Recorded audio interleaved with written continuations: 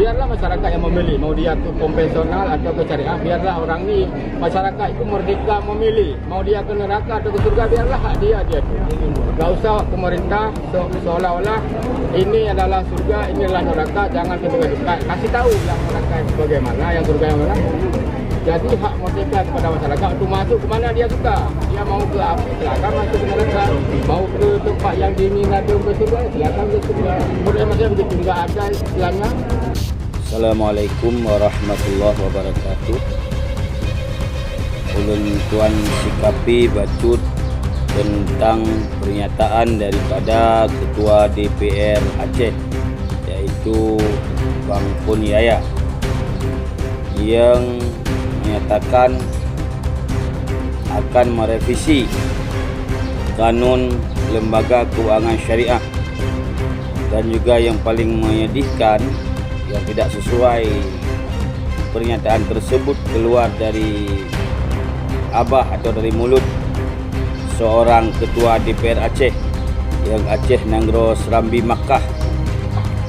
Ketua DPR Aceh adalah harus mewakili semua rakyat Aceh, yang rakyat Aceh, bangsa Aceh, alhamdulillah sampai anuronyo bangsa Aceh, yang betul-betul bangsa Aceh adalah beragama dengan agama Islam, yang ingin melaksanakan syariat Islam dalam segala hal, termasuk dalam hal keuangan, dalam hal ekonomi.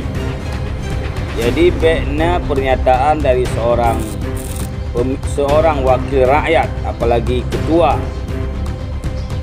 masyarakat, biar rakyat yang memilih mau kemana, mau ke syurga atau ke neraka. Ini salah pernyataan tersebut, dan han cocok nak ketubik liron, karena drone daripada partai perjuangan yang jamun perjuangan di Aceh, yang berjuang, yang disumbang oleh rakyat Aceh dari berbagai macam sumbangan, baik sumbangan harta, sumbangan tenaga, sumbangan pikiran, bahkan nyawa. Bahkan Lieutenant Uru Aceh mati dalam perjuangan, syahid, meninggal dalam perjuangan Lieutenant karena alasan perjuangan untuk selamat bangsa, dunia dan akhirat. Jadi jamun tujuan perjuangan selamat bangsa, dunia akhirat. Artinya di dunia berselamat, di akhirat berselamat. Pakon jino karena pernyataan masyarakat yang pilih, rakyat pilih mau ke syurga, mau neraka, biar merdeka. Putra kaitan mengelam pikiran drone bang. Makanya mohon dicabut. Baik sampai korban untuk partai perjuangan gara-gara pernyataan drone.